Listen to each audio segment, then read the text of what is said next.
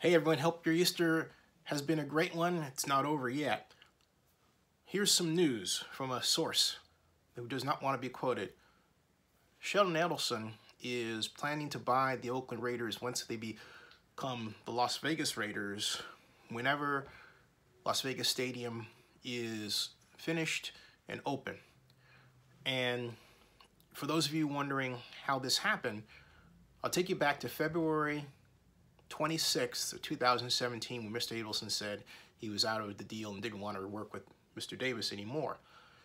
What happened was that Mr. Adelson and his deputy Andy Aboud had learned that Marc Badain and Marc Davis wrote a lease agreement that completely X'd them out of the picture. Didn't mention them at all. And so Adelson went public, said, I'm basically taking my involvement and my money with me. Prior to that, Adelson had discussed with Davis, among other things, an arrangement whereby his children, Adelson's children, would be the owners of the Oakland Raiders. That's right, I said that. Or, if you like, the Raiders as they relocate to Las Vegas. Seemingly, that was off the table. But Davis, what happened was that once the NFL voted 31-1 to allow Davis to do his relocation, the relationship between Davis and Adelson went a bit more back to normal, not back to normal, but it was adjusted.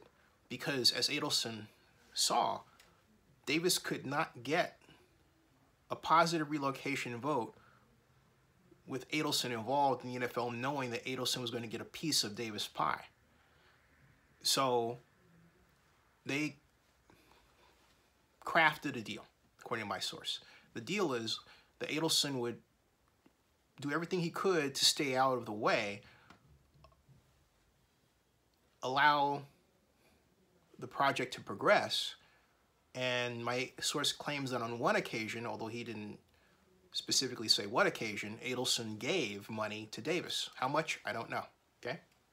Now, where things are is that if need be, as I understand it, according to my source, Adelson would provide money to prevent or to cover losses, he would do so.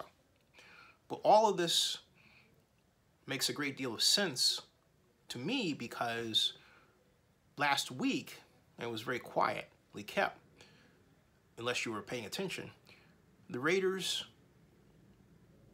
said, and Mr. Davis said, Marc Davis said, that the Davis family was not going to be in the ownership of the Oakland Raiders again. And that Davis said he was going to get out of the football.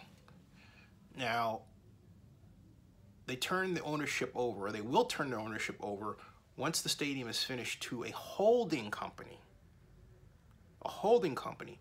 So the Raiders will be owned by a holding company. And the way the company is structured as an LLC is such that a partner can be involved in it. Now, because of the way Senate Bill 1 is written, which says that it does not have to disclose financial arrangements, meaning the Raiders stadium financial arrangements, it's right there in the bill, the partner can be Adelson either now or in the future, and no one would be able to know about it right now unless someone happened to leak news, right?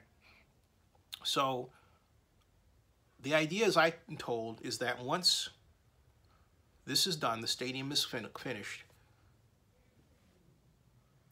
the Raiders will be sold to Adelson's children, okay? So that's how this story plays out right now, and as of today, April 1st, it is one big Lurpa sloof. But, like my other annual April Fool's stories, this one is based on a great deal of events and actions that really did happen, and a conversation that's happening around Las Vegas right now, and also explains NFL Commissioner Roger Goodell's statement regarding the progress of the Las Vegas Stadium when he said at last week's owners meeting that in Las Vegas they are, quote, digging a hole. Not kidding. Think about it. Stay tuned, folks.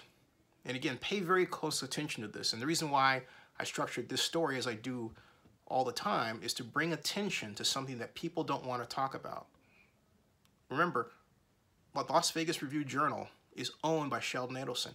And notice that after February 26th, and for roughly 4 months, the organization's, the Review-Journal, was negative about the Raiders' attempt to build a stadium. It was always finding little problems here and there. Then, after about 4 months or so, it stopped. Stopped cold. And everything else was, after that, was positive, cheerleading, everything. So was Andy Aboud putting out the occasional cheerleading tweet. That right there shows you that my source was onto something. My fictitious source for this Lurpa sleuth, okay? But the very real fact is that Las Vegas Sands changed its tune, and so did its publication, toward the stadium. And because of the way Senate Bill 1 is written, no one has any idea what really is going on because they don't have to tell the public. Wow.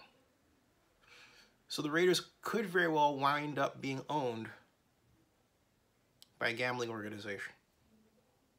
Stay tuned.